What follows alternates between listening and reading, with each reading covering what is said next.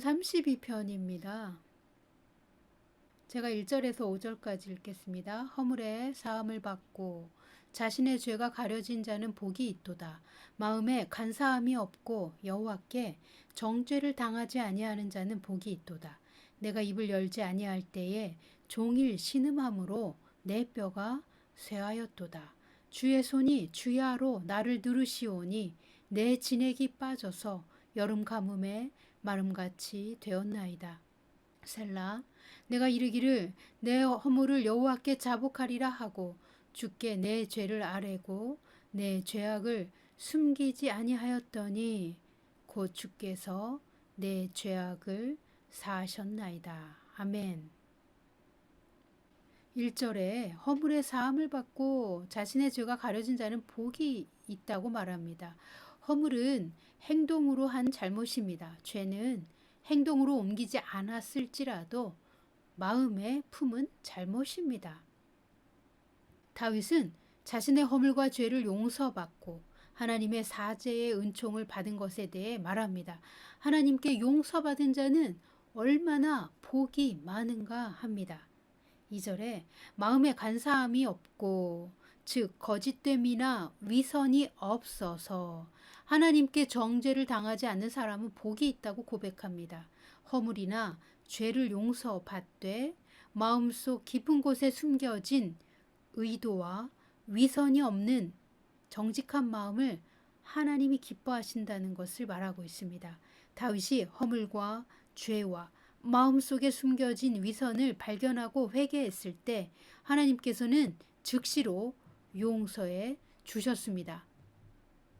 그러나 3절에 다윗이 내가 입을 열지 아니할 때에 즉 회개하기 전에는 심각한 고통 속에 있었습니다.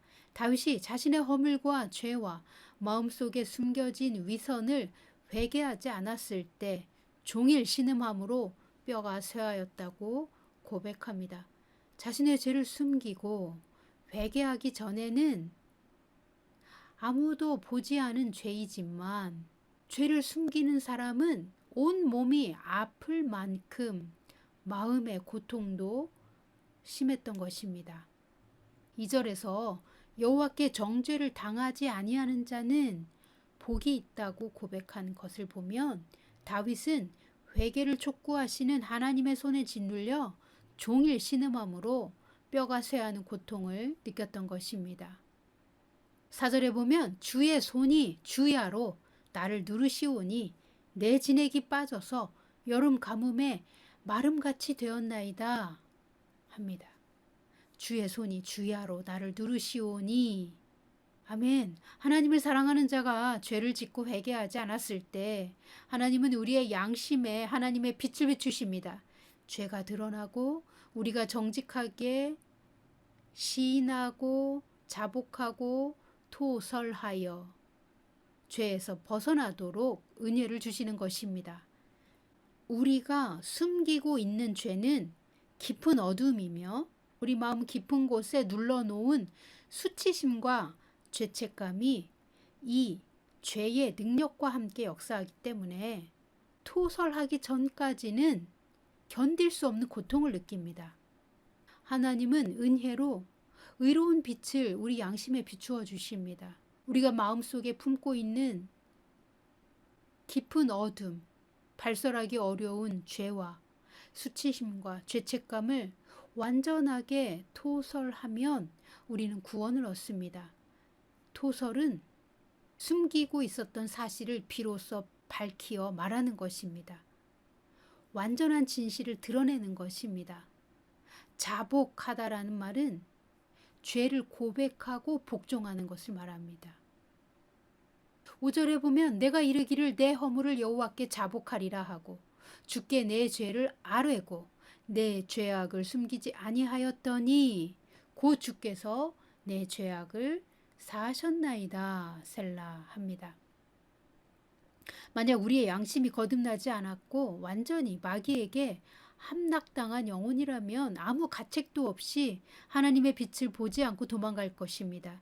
죄책감을 느낄수록 더욱 대적하는 왜곡된 영혼이라면 가인처럼 하나님을 향하여 덤비고 억지를 부릴 것입니다. 하나님은 모든 사람에게 자유, 의지를 주셨습니다. 누구의 강요도 필요 없이 자기 문제를 자신이 선택하고 자신이 책임질 수 있도록 높은 차원의 책임감, 높은 차원의 자유, 바로 자유의지를 주셨습니다. 자유의지로 하나님의 선하신 뜻을 의도적으로 거부할 수도 있고 의도적으로 선택하지 않을 수도 있습니다. 만약 하나님의 뜻을 고의적으로 거부하고 선택하지 않으면 하나님도 그의 거절을 받아들이십니다. 더 이상 그 영혼을 간섭하지 않으십니다. 하나님이 빛을 비추어 주실 때에도 회개하지 않는 영혼들은 참 많습니다. 그런데 오늘 본문에 다윗은 성령을 받았고 주님과 동행하는 삶을 살았습니다. 그러나 그가 죄를 짓고 회개하지 않자 성령이 그를 떠났습니다. 그의 마음은 여름 가뭄에 마른 땅같이 메마르고 숨쉬기도 힘든 상태였습니다. 수치심과 무거운 죄책감이 그의 모든 생명력을 빼앗아갔습니다.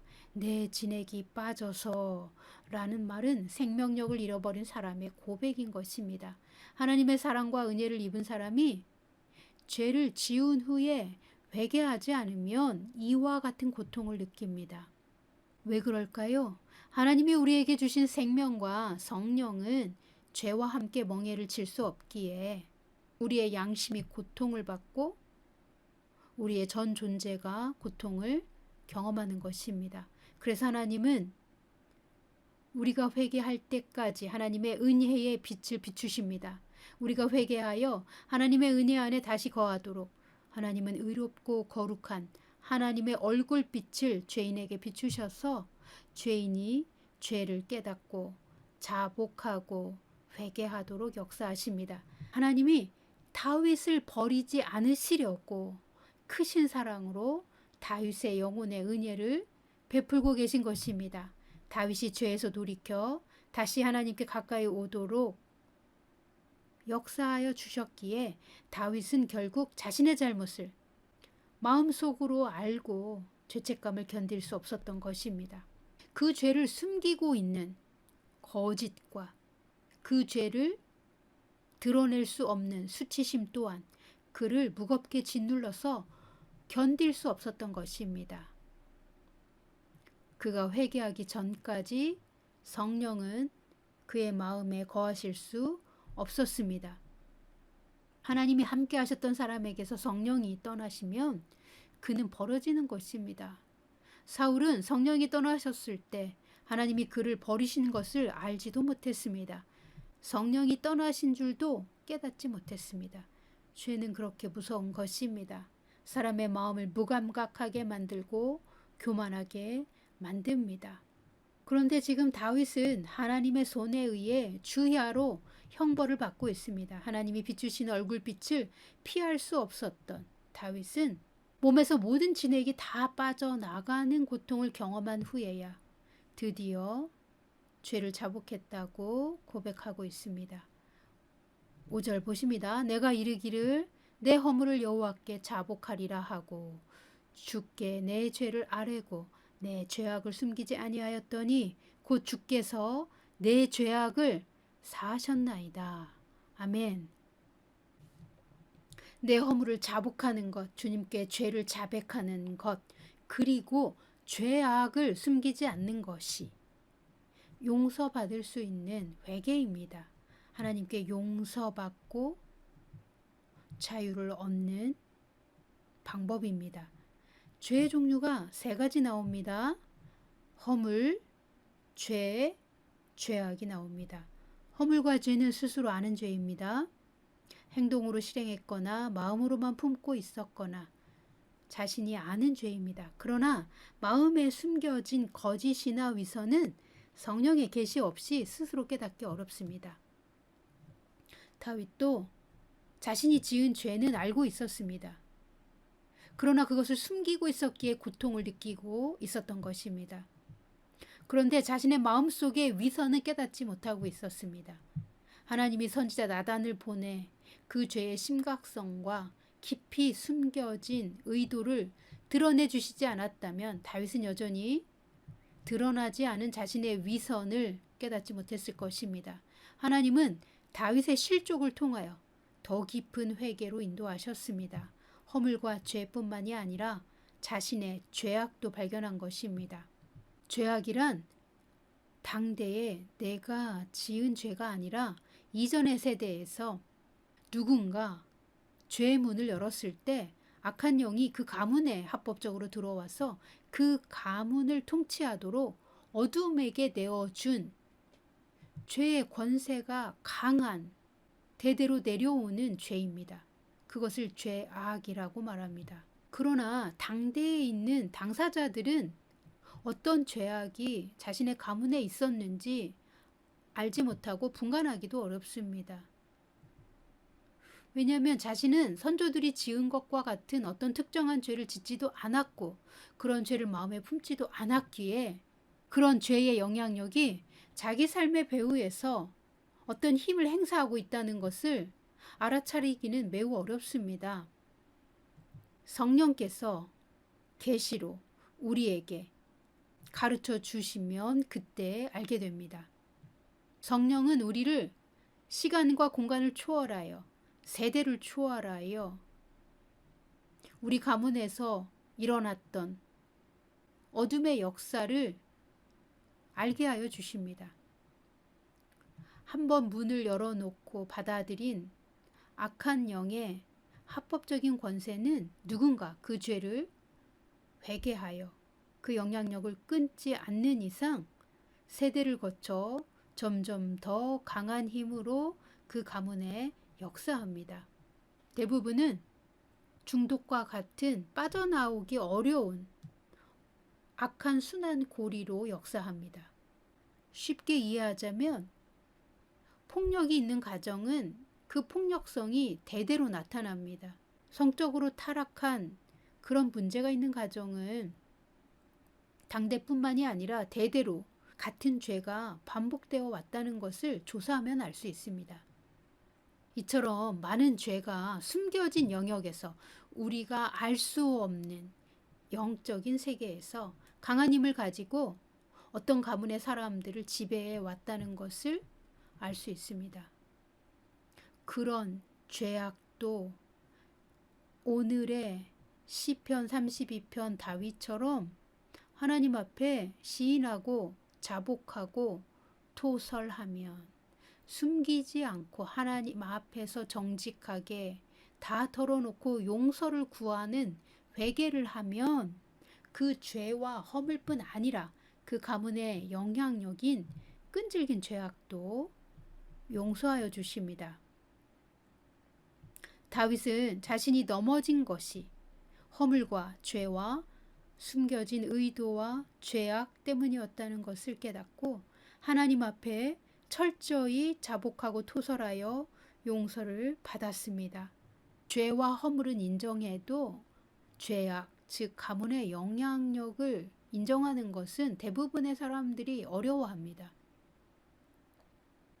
그 죄악을 직면하는 것도 두렵고 수치스럽기 때문에 자신의 가문에서 대대로 역사해 왔던 끈질기고 강한 어둠의 역사를 실체를 보고도 인정하지 않기에 회개하여 끊을 수 없는 것입니다.